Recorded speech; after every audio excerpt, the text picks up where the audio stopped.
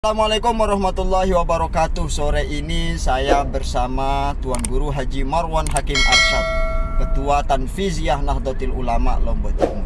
Tuan Guru mungkin bisa diceritakan sejarah singkat berkaitan dengan Nahdlatul Ulama yang ada di Kabupaten Lombok Timur. Terima kasih Dinda, teman-teman dari media Mahakah Nusantara. Berbicara tentang Nahdlatul Ulama itu tidak akan habis kita bicarakan dalam waktu singkat. Sejarah Nahdlatul Ulama tak bisa dipisahkan dari sejarah berdirinya Republik Indonesia. Karena Nahdlatul Ulama itu sendiri lahir berangkat dari keprihatinan para Muassis Nahdlatul Ulama itu sendiri melihat kondisi bangsa. Pada garis besarnya begini, pijakan Nahdlatul Ulama di dalam berjuang, pertama, kegelisahan para ulama melihat proses pembodohan yang dilakukan oleh kolonialisme ketika menjajah Indonesia selama 350 tahun. 350 tahun itu bukan waktu yang Singkat ya. Selama itu hanya beberapa orang sajalah yang boleh menempa pendidikan atau sekolah. Oleh sebab itu muncullah kemudian gerakan dari para ulama dari pesantren-pesantren yang namanya Nahdlatul Afkar atau Taswirul Afkar. Itu sekitar tahun berapa Tuan Guru? Kalau di anu itu saya baca tahun 1914 ya. 1914. Itu ngaruh sampai Lombok Timur ya? Semua hampir di seluruh Nusantara itu memang karena ini merupakan desain besar yang dilakukan oleh Blok Barat waktu itu. Nah, kemudian selanjutnya muncullah kemudian intelektual NU di wadah yang namanya Taswirul Afkar. Taswirul Afkar ya. Namun ketika itu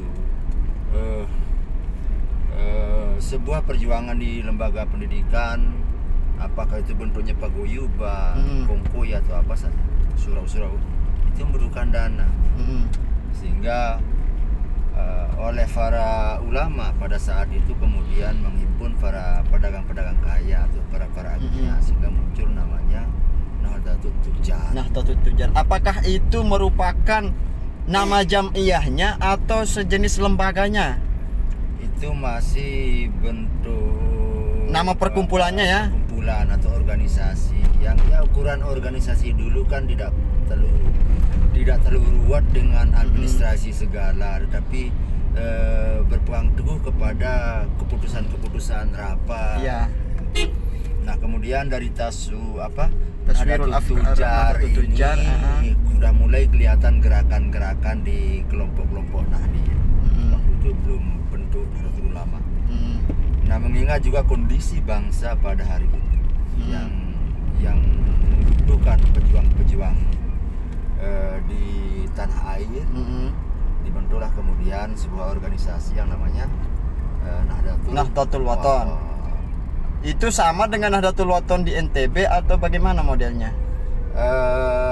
Kalau sisi nama sama kan, tidak ada bedanya. Dari segi gerakan, harokahnya Nahdlatul Wathon yang dulu itu konteksnya berbeda. Jadi dia gerakan ini bagaimana melawan kolonialisme pada konteksnya. Kalau Nahdlatul Wathon sekarang kan lahir setelah kemerdekaan. Nah, makanya tantangannya tidak terlalu berat lah. Kita lihat Nahdlatul Wathon di NTB kan fokus dia di dunia pendidikan misalnya, atau di dunia dakwah. Nah, kembali ke Nahdlatul Wathon yang dipelopori oleh Kiai Wahab Hasbullah. Iya. Nah, pada saat yang tidak terlalu lama waktu itu informasi yang dibawa oleh para santri yang ngaji di Hijaz waktu itu bahwa ide Raja Suud ya, yang mampu menggulingkan Raja Hussein ingin menyeragamkan mazhab di seluruh dunia. Nah, kegelisahan itu muncul termasuk dari kalangan ulama-ulama Nusantara. Sehingga dibentuklah Komite Hijaz. Dalam pertemuan ini kemudian melibatkan juga teman-teman dari Maksumi dan Muhammadiyah, namun membuat gerakan yang sama gitu ya. Yang sama, tapi iya. berantah Maksumi dan Muhammadiyah mengundurkan diri dan hanya NU yang konsen untuk mengurus ini. Melihat ini sebagai ancaman bagi bangsa kita berarti ya. Kita beragama bahkan pada waktu itu. Sehingga diutuslah Mbah Wahab Hasbullah. Ya, singkat cerita berhasil. Alhamdulillah. Sehingga bisa kita saksikan sekarang kalau kita ke Masjid Nabawi atau Masjid Madinatul Munawwarah, kita bisa menyaksikan makamnya baginda Rasul, makam para sahabat. Walaupun di makam Baqi itu sudah tidak tahu kita di situ makamnya siapa, siapa, para syuhada itu karena rata. Berarti bersama. Tujuannya itu Komite Hijaz ini dibentuk sebagai bentuk protes atau bagaimana? Atau ya, perlawanan kepada pemerintah Arab Saudi nggih? Ya, kepada pemerintah Arab Saudi pada waktu itu. Berhasil toh? Berhasil. Betul. Nah, kemudian dari 3 pijakan tadi, dari Taswirul Afkar, Nahdlatul Tujar, kemudian Nahdlatul Wathon, yang kesemuanya diprakarsai oleh para ulama, sehingga organisasi ini dikukuhkan menjadi Nahdlatul Ulama, tepatnya pada tanggal 31 Januari 1926. Oh ya, berarti kemarin harlahnya kan? Iya. Nah, kemudian setiap tahunnya kita sebagai generasi estafetnya para ulama merasa berkewajiban untuk mengenang kembali atau merefleksikan kembali nilai-nilai perjuangan para muassis terdahulu, yang hari ini kemudian mengambil tema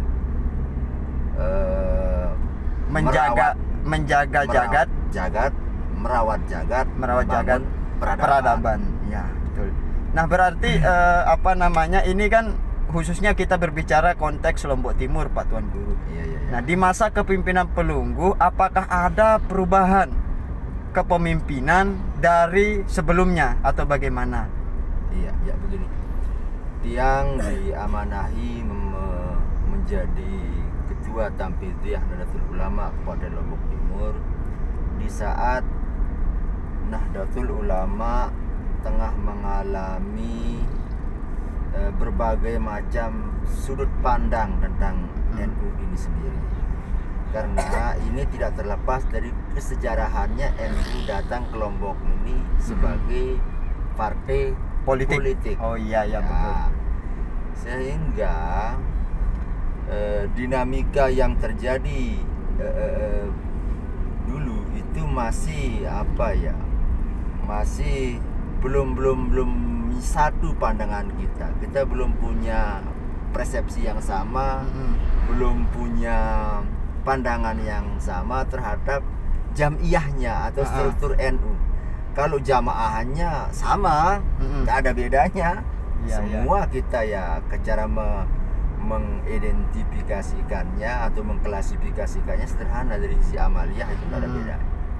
Tetapi cara pandang kita terhadap sebuah struktur di organisasi ini atau secara jamiah di organisasi ini yang belum sama, dan itu yang kemudian yang coba menyeragamkan. Ya, kita hanya melihat atau mendorong di mana kita bisa punya pandangan yang sama terhadap NU sebagai wadah perjuangan Ahlus Sunnah wal Jamaah. Nah, alhamdulillah hari ini ya bukan dalam konteks untuk menilai diri sendiri sebagai pimpinan, tapi tidak apa-apalah. Wa bi ni'mati rabbika fahadits. Ya, nikmat yang diberikan Allah kepada kamu, tidak apa-apalah kamu sebut-sebut. Dengan berbondong-bondongnya jamaah, kemudian firqah-firqah kecil yang memang didesain oleh Orde Baru kini sudah mulai bersatu ya, kembali ke rumah besar kita di Nahdlatul Ulama. Ulama. Nah, melihat situasi hari ini misalnya Pak Tuan Guru, apakah pernah terjadi gesekan-gesekan antara jamaah NU dengan yang di luar NU di tengah masyarakat? Ya, itu pasti. Itu pasti di sebuah organisasi itu biasa. Jangankan di dengan eksternal, di internal pun ya sering juga terjadi. Ya. Tapi ini bagi saya merupakan proses pendewasaan kita di dalam menyikapi perbedaan, menyikapi pandangan, dan tentu ini membutuhkan kesabaran dan ketekunan kita. Makanya nggak salah loh ketika Mbah Hasyim Asy'ari kemudian mengutip beberapa hadis, beberapa ayat Al-Quran yang menekankan kepada persatuan. Kemudian beliau juga mencantumkan beberapa hadis di Qaunun Asasi Nahdlatul Ulama itu tentang bagaimana kita bersatu, termasuk qaul-qaul ulama yang atau qaul sahabat.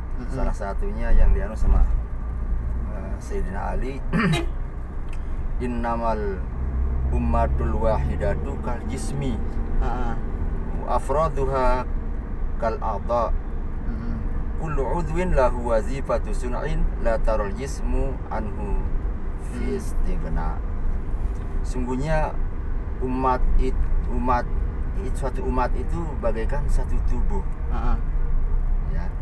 Sungguhnya satu umat itu bagaikan satu tubuh. Satu tubuh. Dan di dalam tubuh itu ada anggota badan. Dan masing-masing anggota badan akan bekerja sesuai dengan tugas masing-masing. Ya, betul. Nah, andai kemudian ini yang bisa menjadi pijakan kita dalam berorganisasi, insya Allah. Nah, hanya saja sekarang kan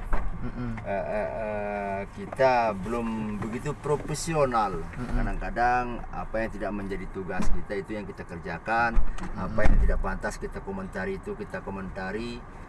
Nah, sehingga kalau bahasa teman-teman sekarang itu ya di NU ini perlu juga pasukan, ada angkatan darat, ada angkatan udara, ada angkatan laut. Iya, betul. Yang masing-masing punya fungsi dan tugas. Ya kalau angkatan daratnya itu mungkin ya perjuangan kita di darat, media ya.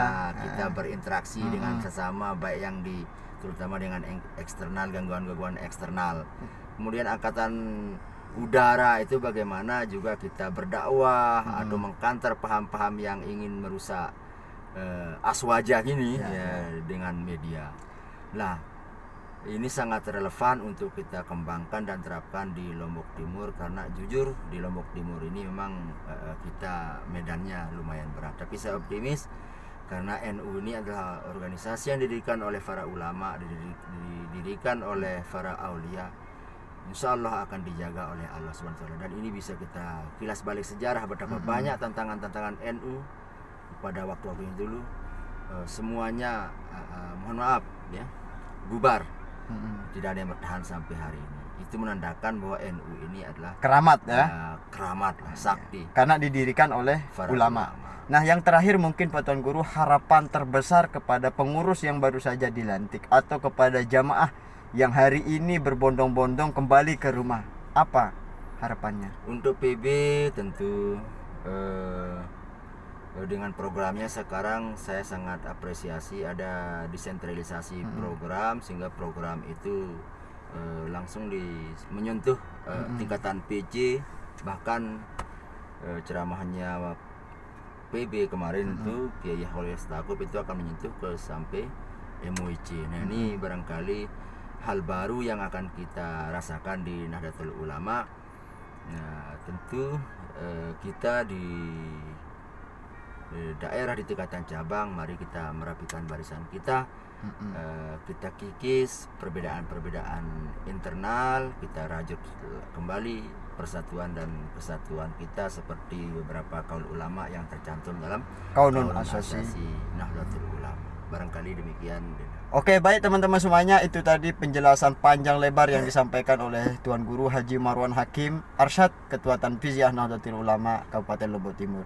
Tunggu vlog-vlog berikutnya berkaitan dengan seputar Nahdlatul Ulama, program Nahdlatul Ulama. Sekian dari saya, wallahul muwaffiq ila aqwamit thoriq. Wassalamualaikum warahmatullahi wabarakatuh.